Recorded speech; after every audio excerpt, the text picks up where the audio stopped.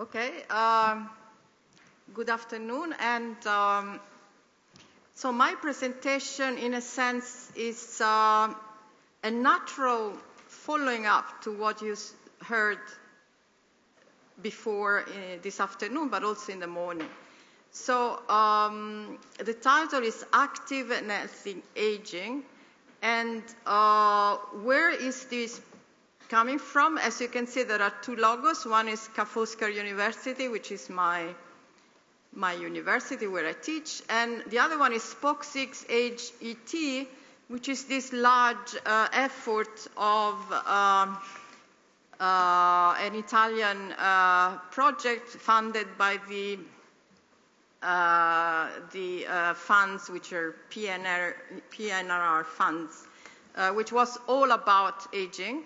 And I was leading Spoke 6, which is still going, about the silver economy. So the main approach of this major effort was multidisciplinarity, in some cases even interdisciplinarity, i.e.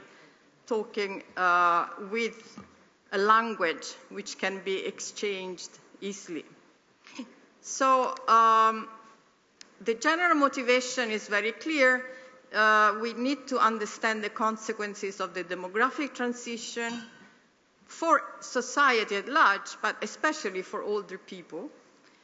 Solutions for a new architecture of the welfare state, which is what we have already addressed in several instances, and investigate the causes of unequal aging. So that's the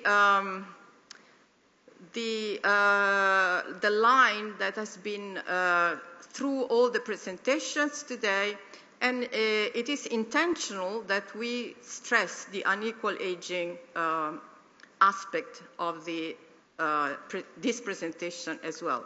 Why am I saying this? Because we need to understand the interaction between aging at the macro and at the macro level and various socio-economic domains of life. So we have seen health, we have seen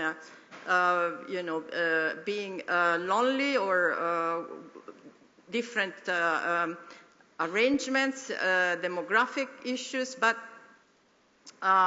we need to really make an effort to think about, we say, in a holistic way about all these aspects.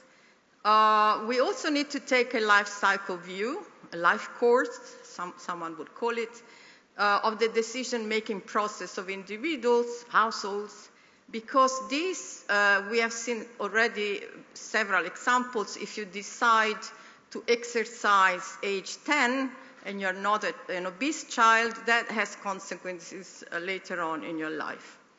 And we, in this paper, we build a catch-all index that allows us to measure and track the level of well-being and being active for senior people in Europe.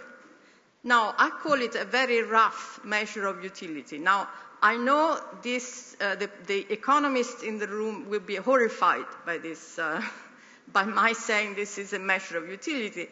As you will see, this doesn't have anything to do with utility that individuals derive from their decisions. It is more, you should think of it as if we really had a benevolent dictator, as many times we assume in economics, that there is someone, a paternalistic view, if you like, there is someone taking care of you. Now, what he would think or she would think is good for you. Surely good health is better than bad health. Surely having more income is better than having less income. So this is the approach that we take here, right? And of course, it's not that simple, right? There are points where we may need to discuss. In order to measure well-being, we need a metric. That's why we resort to this index. We need a metric which is comparable across people, comparable across countries, but most of all, comparable for the same person over time. And so this metric is what we call the Active Aging Index, AAI.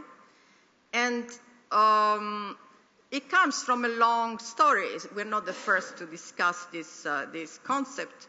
The WHO defines active aging as a process of optimizing opportunities for health, participation, and security in order to enhance quality of life as people age. There are some versions of this index by the OECD, by the UNECE, of the United Nations offices. But what is different here? We want to capture individuals' capabilities and opportunities to aging well, and changes in these capabilities. That's where the difference is. And that's why later on I will call it a dynamic index. So many of the applications I mentioned are indeed at the country level or maybe at the regional level, comparing, even in Italy, some regions between them. But going down, when we call it micro level, we mean we're going at the level of the individual. So we're asking each individual some of these questions and trying to infer their well-being. Now, another point that I want to stress, the literature where this is coming from is the approach of unlocking working capacity. So the echo of, active aging sounds like labor market, right? But I want to stress that here, now we're going over, and I'm sure this is the same for WHO, for OECD, and for the European Commission. We're going over the concept of unlocking capacity. We're thinking really about well-being. And this involves a lot of issues of disparities that can be measured on a common metric. And for example, we can talk about convergence or divergence of this measure. And one thing I really care a lot about is generations. We mentioned this before. There are differences across generations, and in this paper, I use birth cohorts as generations. So this index is based on, as I said, on microdata. The data which has been mentioned already, is shared, the Survey of Health, Aging and Retirement in Europe, which myself, with other people in the room, have been actually constructing, so we know the data. This is a more than 20-year-long longitudinal sample of Europeans in 27 European countries, actually, plus Israel. We regularly interview the same people and the same household, okay? And so we know changes that occur in health and in other dimensions. I don't want to say more about this because this will be presented by Guglielmo Weber tomorrow, so I just want you to understand what type of data we're using. And what dimensions are we looking at? Subjective well-being, the how are you question. We ask people, how are you? And then there is abilities, social networks, physical health, cognitive abilities, lifelong learnings, housing, and so on and so forth. So you see, it's really touching on a lot of dimensions. Let's say that for this presentation, we may be interested more in the human capital aspect, right? But this is not, you shouldn't think of this as a limitation. You should think of it as a way of reading the data. So as I said, we want to make this dynamic, which means in our data over time, but mostly over age. And if you want to do a life course study, you need to go over age. So because this is a challenge, now we know that with the shared data, we can actually face a little bit of that challenge. And our sample is not for the 27 countries because they have different histories. It's just 17 countries, people aged 50 to 90, We stop at 90 because of differential mortality, but we have also people more than 100 in the sample, so we have centenarians as well. And there are many waves of data that we are analyzing. In terms of measures, of course, again, I don't want to go into too much detail, but we need measures like cognitive functioning, physical health, depression, so we use the EuroD scale, body mass index, social interactions, and so on. So we have this massive amount of data, right, for all these people, and we use some statistical technique to combine this in an index which has the same measure between 0 and 100. And this allows us to say in what position each individual is in this metric. So to give you more detail, for example, subjective well-being has 14 dimensions. We measure emotional state, life evaluation, satisfaction with life, the EuroD scale, which I just mentioned. But if you look, for example, at income, we have financial resources, income composition, so disposable income, pensions, other transfers, blah, blah. So it's a lot of variables which need to be, sort of made harmonized, let's say. So the result looks like this. In the horizontal axis, you see age from 50 to 90 of each individual. And on the vertical axis, you have the index. Now here, I cut it from 30, not from 0, because you don't see people at 0, right? They would be really in bad shape if they had 0. But you see, I don't go to 100, okay? We go to 60, so that the range of this variability is quite limited. So this is the average that you see for each age of the index, distinguishing men and women. On the left, you have all the share countries that I mentioned. On the right, you have Italy. Now, obviously, Italy has a smaller sample. That's why you see it more squiggly, right? It's not such a high sample, a large sample as the European Union.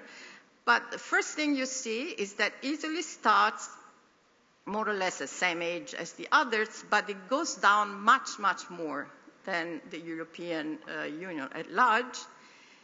And there is a difference between men and women. Men are always, let's say, they have more well-being than women. Men have more well-being than women.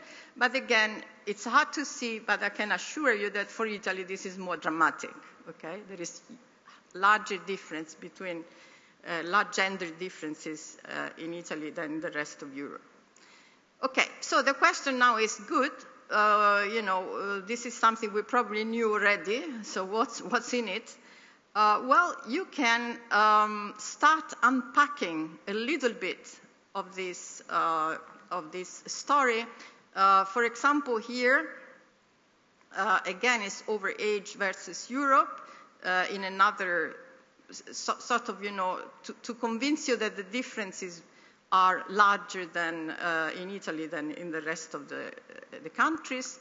And here, I've done it kind of country by country, but also, sorry, not country by country, unpacking each of the components.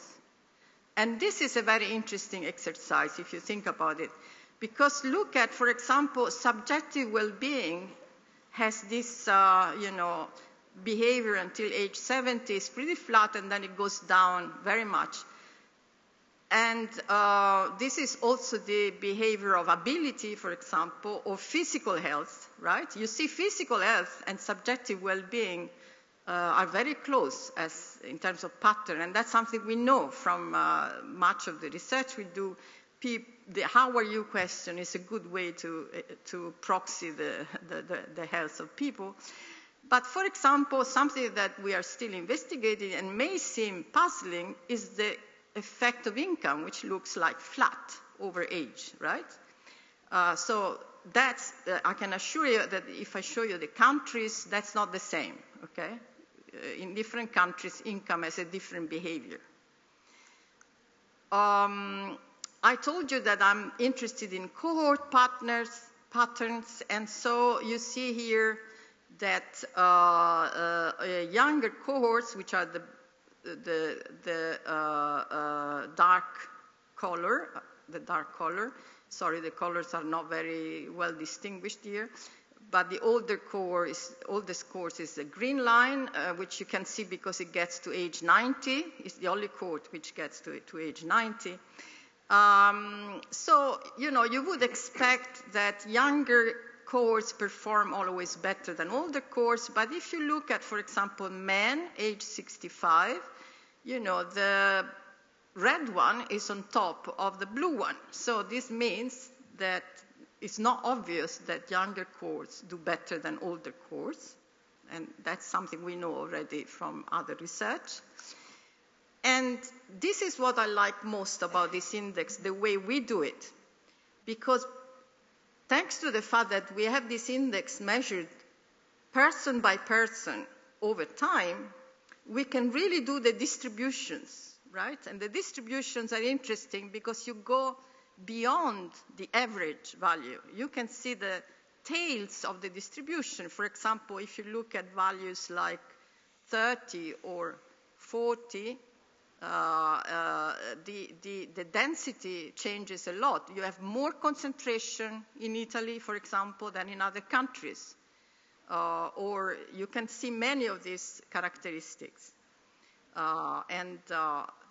I don't have much time now to dwell on all the results, but you can imagine how much we can learn from doing this exercise. And again, education, we discussed in the morning whether education was an interesting driver or not, whether income or education is better. Well, here you can use all of them, but if you want to pick education, which is surely an important driver of inequality, here you have a very clear lesson. Again, is by gender, and the colors are indicating whether people have less than 9 years of education or at least 9 years of education, so 9 years or more education. And again, you can see very clearly that the highly educated people are on top, and the low educated people are at the bottom, which is something we knew.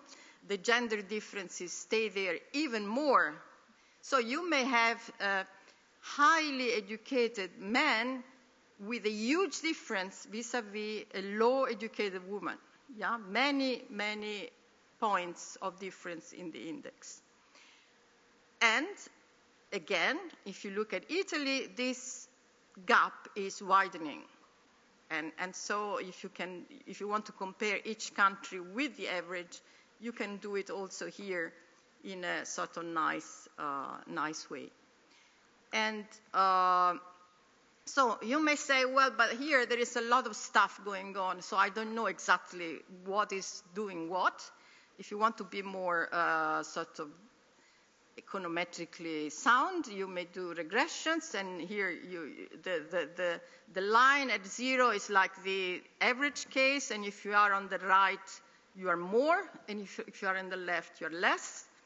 And so here, for example, you can see that high schools people are, or post-secondary, so people with college are much, much to the right, which is again the education story coming up.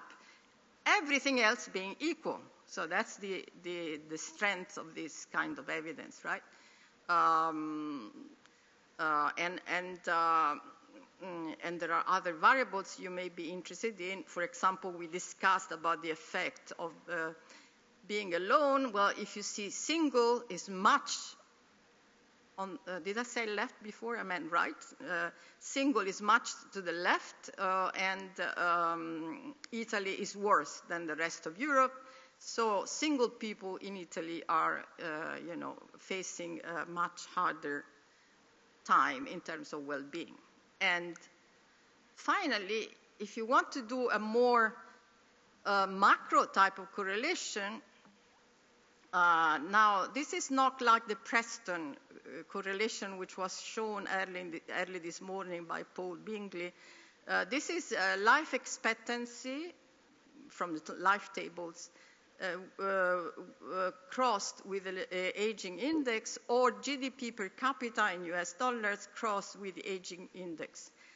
Now, here it's hard to say the causality, okay? We can't say because people have more income in Denmark, they have higher active aging index, okay? So it's a simple correlation, but it's very interesting. So Denmark sticks out in the GDP active aging chart, and you can see some other countries below, which is Greece, Italy, Spain, what is sometimes called the Club Med in this type of studies. And again, to be in line with the rest of the discussion, this life expectancy with the active aging index is also showing a positive association. And I think I'll stop here. I don't think I don't think I need to draw conclusions. I think they were coming out of the discussion, and maybe there will be questions later on. Thank you.